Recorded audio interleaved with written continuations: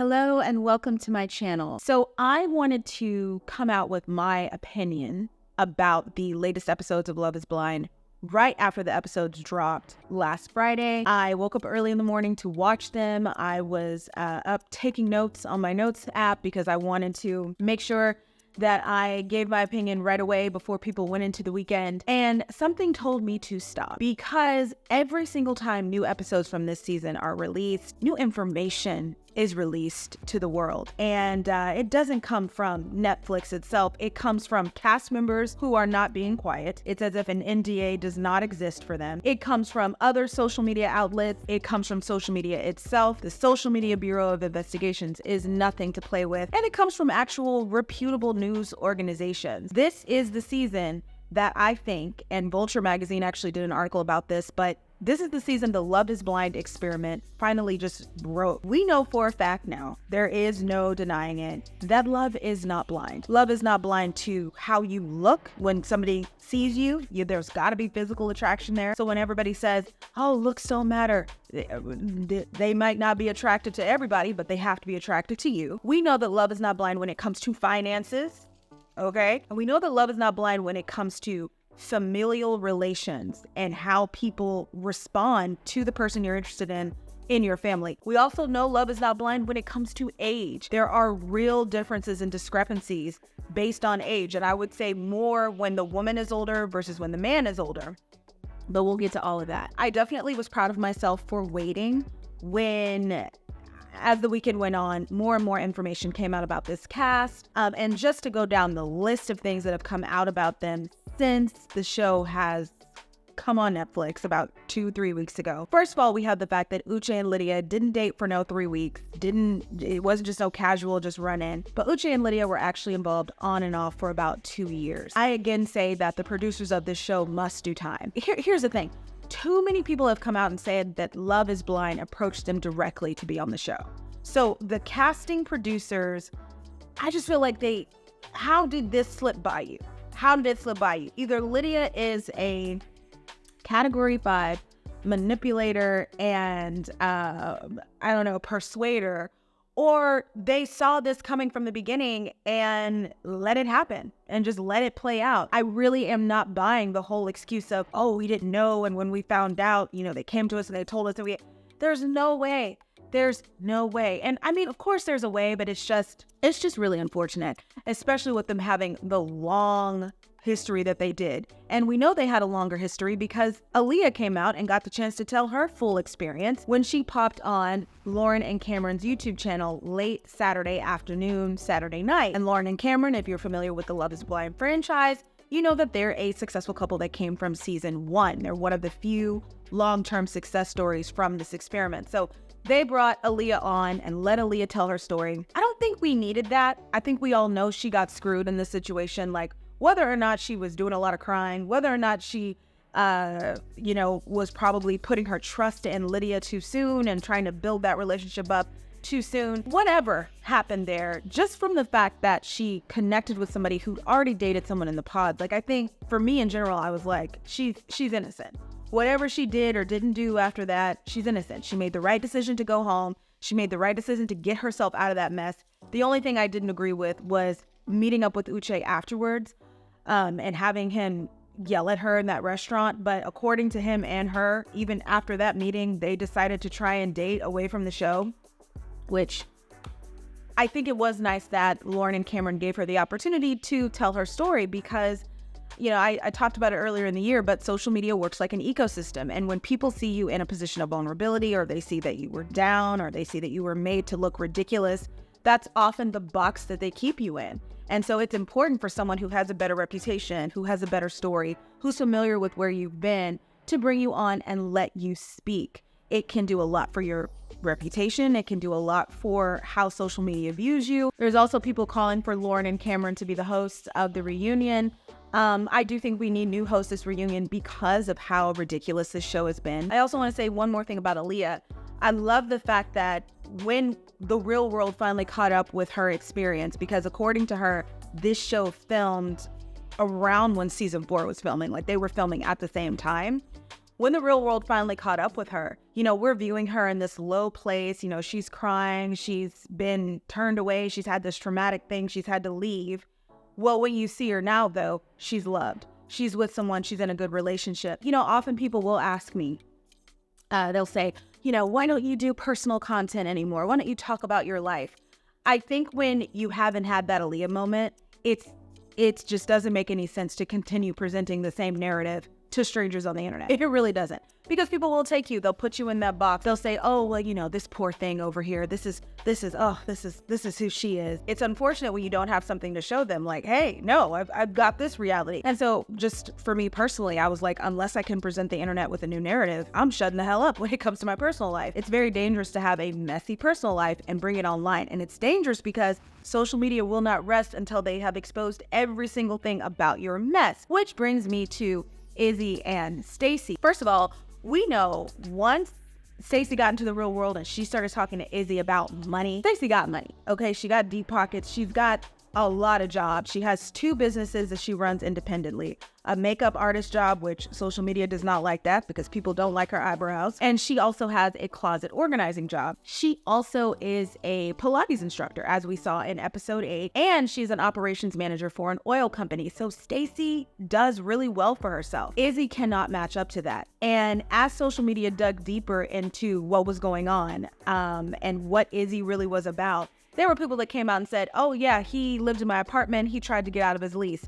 Oh yeah, somebody else dated him and they know that he doesn't have money. Like, if your life is messy, you cannot afford to be personal or present yourself as authentic, because social media gonna tear that ass up. We also saw, when it came to social media, Milton. So apparently he had a girlfriend before he went on the show. That was probably the truth for a lot of people, though. They were dating other people. And, you know, they said, yeah, I'm going to go on this show and try this because this isn't working and whatever. But Milton apparently had a girlfriend when he went on the show. She's come out and said some things. She's deleted some things. I don't know where she has admitted certain things. Like, she took videos down. But that is something else that's out. And all in all, this is just a very, very messy season. A lot of people sharing information about these cast members before the last episode's even show. At this point, for the next season, Netflix just needs to go ahead and let all 10 episodes out, because the appetite social media has for extra information is just way too insatiable. And when you have people who have messy lives get onto a reality show, put themselves out there, they are in a very, very vulnerable spot. And so, of course, they're coming out with podcasts and they're jumping on Zoom interviews and they're, you know, telling their story. Oh, how can I forget Renee? This was another thing that came out after the episodes dropped. Renee P, I'm just going to call her Renee P because I don't know how to say her last name. She got engaged in the pods to Carter. Her and Carter went all the way to Mexico, got all the way to the altar, and didn't get married. So in this scene right here, where Renee is shown at the bridal shop, she's not just there as a friend of Lydia's, which is how the edit went. Netflix tried to make it sound like Renee was just there to support Lydia, but Renee's mom was there. Renee's loved ones are there. And I didn't realize this until social media pointed it out. Social media also went back. I talk about social media like it's another cast member, but it almost is. Whenever you do a show like this, like, you have the cast that you see, and then you have social media, which casts itself as the chaotic truth of the situation. They're going to find whatever details, they're going to get to the bottom of their story, right? So social media went in and rewatched the episodes and saw, like, Carter and Renee in the background of Mexico. And so there were a lot of questions and demands to release the Renee cut. And Renee ended up doing an interview with Pop Sugar Magazine where she said, I don't really know why my story was cut. It would have been interesting to see, but apparently Netflix told her it was for time and because Carter is terrible. So I don't know, but that was something else that came out. And then on top of all of this, one of the cast members from this past season is like, I'm filing a lawsuit because they were apparently a victim of assault, because Netflix did not listen to them when they said, I don't feel safe with the person that I have matched up with. They also went to Mexico, also got engaged. This is the messiest season. And I did not believe you all when you said that, but I believe you now. So I am going to officially give my feedback on the last 2 episodes because I don't feel like any more new info is going to come out until, of course, we get to the weddings, which we already know by now. Spoiler alert if you don't know, Izzy and Stacey do not get married. And while Milton and Lydia get married, I don't think they follow each other on social media, and we all know what that means. So yeah, let's go ahead and talk about episodes 8 and 9. When episode 8 opens up, we are still at this disgraceful barbecue where Uche is trying to turn every single corner and opportunity into Uche's courtroom. He shows up to this barbecue and he is determined to get the truth out of Lydia, which I don't like his methods. The badgering hand, the inability to let anything go. But I gotta say, like the girls later asked Lydia, when they had scared Uche away, because he yells at Lydia, Lydia's not having it. He goes in front of the girls and he's like, she's a liar, she's a terrible friend, she poisoned everyone against me. And the girls are like, no, Uche, that's not what happened. That's not what happened. It didn't go like that. She did not poison Aaliyah against you. She didn't even say anything about you to Aaliyah. We watched her. She did not do that, which I thought was really, really excellent. It was a good moment for Stacey. It was one of Stacey's last good moments. But once he had left them, they approached Lydia and they said, hey, what is the truth? Did you follow him on this show? Did you do that? And Lydia's like, how would I have done it? And you know what? Even though she asked that question really, really believably, I still don't believe her. I do believe that she followed him to that show. She figured it out some kind of way. Here's the thing. When Aaliyah was on Cameron and Lauren's channel, she said that Lydia and Uche did not date for no 3 weeks. They dated for 2 years on and off. I'm willing to bet that Uche was using Lydia just for physical gratification, and he was letting her see his house and his Tesla and his friends, but he was never taking her seriously as a romantic option. I'm willing to bet that in a way he might have gotten himself involved with some fatal attraction type energy, and as a result, Lydia's revenge was coming on this show and ruining whatever relationship, or coming on this show and maybe she didn't intend on that happening, but karmically speaking, that's what happened. So it's on one hand, I'm like, God, girl, that's so creepy. And on the other hand, I'm like, what? He may have brought this on himself by being terrible to you. But I just know that Uche really tried to turn the barbecue into Uche's courtroom. And when no one would listen to him, he finally pulled Milton over and tried to talk to Milton about it. And Milton he gave probably the greatest analogy for how people respond in these types of situations that's ever been given on reality TV. And once we meet Milton's family, I wasn't surprised he thinks this way at all. But he said basically we're all existing on different parallels. He did talk a lot about math too, but I'm gonna leave that out because I don't know, I don't understand. But he said we're all existing on different parallels, and so your parallel is based on your perspective. My mom always told me, like, your perception is like your reality. You and her have very different perceptions. You guys are both grown. You guys kind of both handle it. But you don't think that somebody's past determines their behavior in the future? Like, what if you wanted to talk to Lydia about something very important and she stormed off on you? Do you think that's like a healthy way to communicate? No, but I understand there's nuances and things are situational. Like, like this isn't Pythagorean theorem going on. Like, this is like multi-dimensional calculus. You're in an X direction, she's in a Y direction, and I'm the Z direction. Yeah. Like, I'm not even adjacent. Yeah. Just like on a different parallel. And Uche is like, well, I'm not trying to turn you against her. I'm just looking out for you. That is a lie. Every single person he went to and tried to say, Lydia did this and she's this and she's that, he's trying to turn. I don't know why he doesn't. He's so wrapped up in trying to convince everyone he's a good guy, he's not able to see his acts of villainy, right? And I'm like, listen, if you're going to be a villain, just do it. If you're going to commit these acts of whatever, just do it. Just, hey, I don't care if you think I'm a jerk. I don't like her and I'm looking out for you, but I don't even care if we're friends after this. I'm just telling you, just be 100 with it, right? I would definitely say Uche is an example to me of somebody who feels intellectually superior. And so because of that, he is also kind of making himself a victim because he's like, how can people not see how smart I am?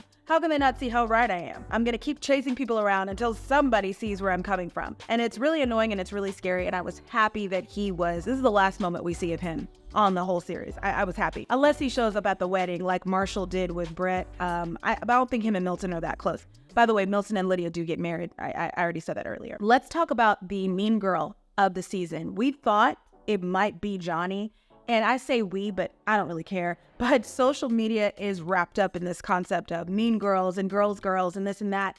And what I always think is interesting about that is, you got to deal with people based on who they are as a person. If somebody's terrible to you, but she's a woman, she's still terrible to you.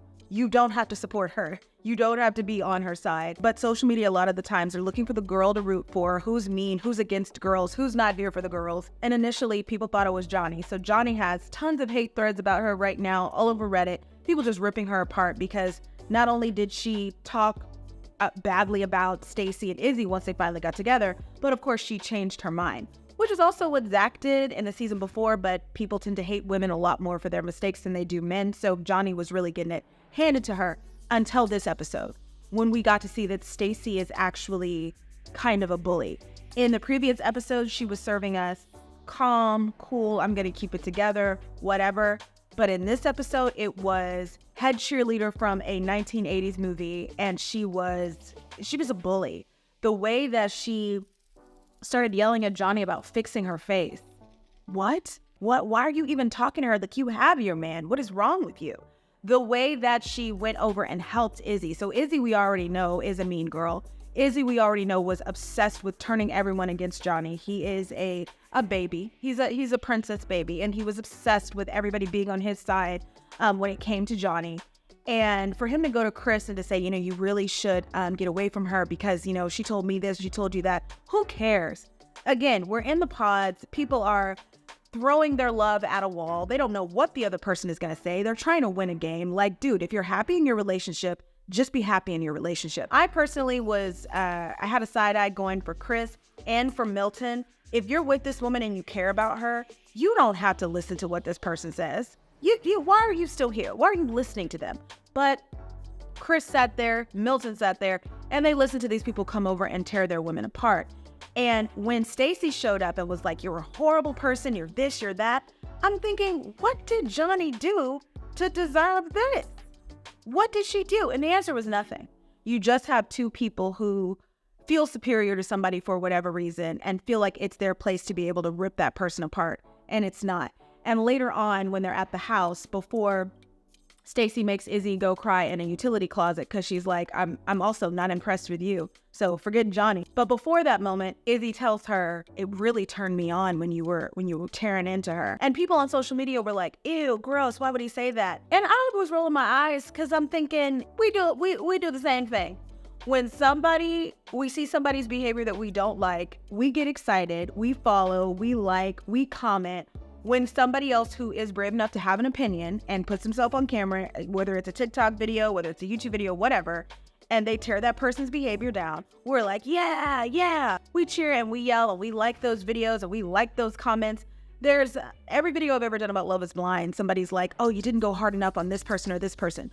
People like having a common enemy. They like seeing somebody who deserves it get what they had coming to them. They like that. And so that's all Izzy was voicing. And I thought social media's reaction to that was very hypocritical. I mean, yes, it was a sick thing he was admitting to, but people aren't great, okay? Especially when they have an enemy and they feel like the person that they're with is on their side. That's the unfortunate, very primitive mind of human beings. Like, we like knowing we have a common enemy, and anger sometimes leads to sexual arousal. It happens. But the conversation between Stacey and Izzy, when it shifted from Johnny into their relationship, was really interesting because I just kept thinking, this is not a couple that should get married. Stacey is you know what? I'll put it to you like this. Stacey has a lot of 8 energy, and in numerology, 8 is like the number of power. It's enterprise. It is bossiness. It is business. It's money. Izzy is 3s and 6s, and I know this because I looked not only at their astrology but also at their numerology. very friendly, let's have fun, excess, just love me for who I am, just accept me, I just want to be in relationships and be loved and support people and love them. This energy is it's not the same, and it doesn't always jibe together. So when Stacey's talking to him and she's like, I'm sorry, but you're not doing what I'm doing, that's just how she thinks. Very business oriented, very acts of service. Whereas Izzy's like, no, I just want to be loved for who I am. Why do I have to match up to what you need? I'm watching this and I'm just thinking they're not compatible at all. At this point, I might have walked away from the situation, but they didn't. They kept it going. And then later on, we see that Stacey meets Izzy's mom, and Izzy's mom asks the question that a lot of these parents and families are asking, which is, are you sure about this? Do you really want to do something like this? Are you really going to be the best person for my child? And so far, everybody has lied. They've said, yes, it's going to work out, but we know it doesn't. Okay, speaking of meeting the family, Milton bringing Lydia home. I mean, it was so stressful to watch. I'm going to say something here, and I might get ate up for this in the comments, but it's all right. Black excellence is terrifying. I'm going to say it. I'm going to say it. There is almost like, and if you've seen this movie, and I'm going to do like a deep dive analysis of this movie because it really, I resonated so strongly with this. It's not a movie, it's a mini series, but The Other Black Girl is kind of like a dark comedy horror miniseries about the consequences of not matching up to the idea of Black excellence, having the right degree, getting the right job, being the type of person that moves the community forward and doesn't bring us back with your feelings and your inappropriate hairstyle. It's just, I'm going to do a deep dive because I was like, woo! I was expecting to be scared, but instead I was like, it was so well done. But Black excellence is terrifying, and by that I just mean we talk all the time in social media, in pop culture, about quiet luxury, and we talk about old money, and we talk about the waspy cultures of the world. But the Black families who have built their reputations and their legacies on attending the right colleges, pledging the right fraternities and sororities, having the right degrees, building that real esteem and prestige. To me, personally, that is scarier than any, that is scary. It's terrifying because I know that I don't line up. In fact, when Milton brought Lydia in the house and Lydia was like, yeah, I have my bachelor's degree. When she said, I also have my master's, I was like, whew. Because in a house like that, you need minimum 2 degrees to be able to eat and create community within that family. When his sister, who has been loving the response to people, by the way, like if you look at her Instagram, she goes by the handle Your Lawyer Friend. His sister, when she said, yes, I am, Jessica, this is my husband, Langston. I was like, Langston? Like Langston Hughes? What in the highly educated, highly successful Black excellence is this? Like those types of people are a formidable audience. And unless you have the pedigree to match up to them, you might as well stay yourself outside. And what makes me so mad about Milton is, you know this, man. You know who your mama is. Why would you think you could bring Lydia home and it would be okay? And his mom tried to hold her composure, because they're not going for it. Milton's mom and sister are not going for it. Mom tries to hold her composure, but sister don't care. Sister was like, this is phony. This isn't real. What are you doing? Milton needs his ass whooped for bringing Lydia in the house in front of those 2 women. And I just think he's been raised in that environment, so he doesn't understand how scary it is and how inappropriate it is to bring somebody in who is in any way fake, who is in any way not going to pass his mother's SWOT analysis. Listen, if I ever met a man like Milton and he was like, oh, I'm going to take you home to my family, and look, I just know I'd walk in there and they would be like, what do you do for a living? And I'd say, I make YouTube videos. I'll see myself out. Like, I know for a fact I couldn't pass his mom's SWOT analysis, and neither could Lydia. And Milton knows this. And I think he is rebelling, which is another reason why you cannot date men that are that young. It has been documented that the frontal lobe does not fully grow until you're 25.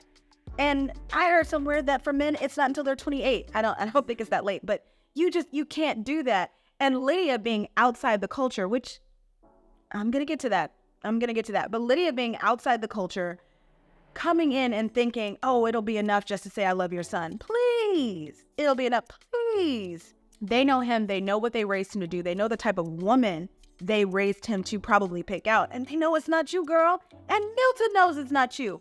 What is he doing? I was scared for Lydia. I was proud of the sister for speaking up. And I also was like, that is a terrifying room to be in if you don't match up. If you don't have the right college, you don't have the right fraternities and sororities, you don't have the right career, you might as well keep your little self outside. Milton would have had to get me a plate and bring it on out the door and let's go. It's too much for me. I'm terrified. Honestly, just being honest. But I do want to speak really quickly about Lydia being outside of Milton's culture and being brought in. And with this, I'm going to go into the next part of the series, episode 9, which a lot didn't happen in episode 9. You know, we saw the girls, they went to the bridal shop. Again, like I said earlier, Renee is there. Carter's there, but we don't really focus on them. I did get kind of emotional with Lydia when she was like crying about how she didn't think that this day would come. And then I also sort of wanted to pop her in the head, because here's the thing. Lydia is able to even have access to a man like Uche, who has a certain standing in the marriage market in his own culture. And that discourse is happening, and it is alive and well all over social media. A learned, professional Nigerian man of a certain age ranks very highly in the marriage market in that particular culture. There was no reason for him to go on this show unless he's not interested in women from his culture and he wants to see what else is out there. And in that case, whatever happens, happens. It was kind of painful for me to hear Aaliyah say in her interview on Lauren and Cameron's channel, Uche was never attracted to me, and he admitted it. And I was like, And people called that. People did call it. I didn't want to read into that too much, but that's 100% why he's probably on a show like that. He, like Kwame, is not interested in diving into and dating and being with the women who look like him, who have been socialized like him, who come from the same culture as him. And there's probably reasoning behind that, that's whatever. But what I will say is that Lydia is interesting because I don't think she recognizes her position in the dating and marriage market. And it pains me as someone who doesn't have her position to see her be so dumb, in my Kenya Moore voice. Like, Lydia is the preference. And if you know, you know.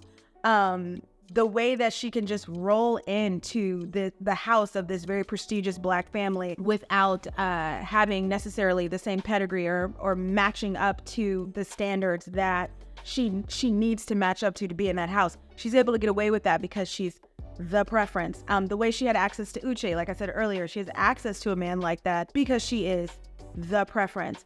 I don't think Lydia knows, though. I don't think she knows her position and how she could really play it. It's like she's never seen any hip hop video. It's like she's never watched any social media of girls who are the NFL and NBA girlfriends. It's like she does not understand that, yes, she might have had a tough time out in the dating world, but it really could just be that she needs to tweak a couple things. She maybe needs to work with a confidence coach or a therapist because she really does have a leg up.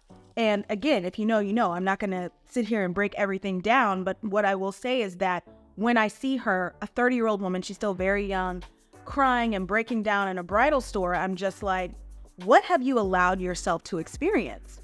What has happened? Because all you need to do, and this is me, if I was her friend, is what I would say, all you need to do as the preference is get a little bit of confidence. And I hate to say this.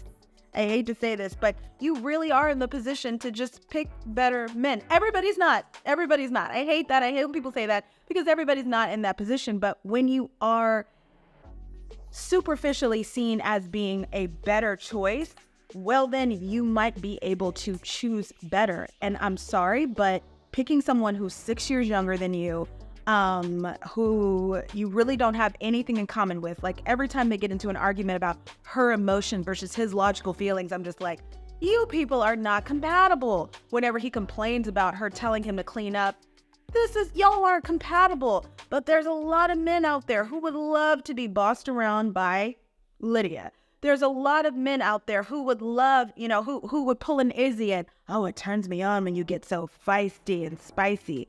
There's a lot of them out there. She does not have to be in this position. To me, Lydia is a perfect example of change your perspective, change your life. She really is. And so I know from social media's exploration that she and Milton do get married, but I hope that they're not still together. I hope that she looks at this experience and realizes that she deserves better, that and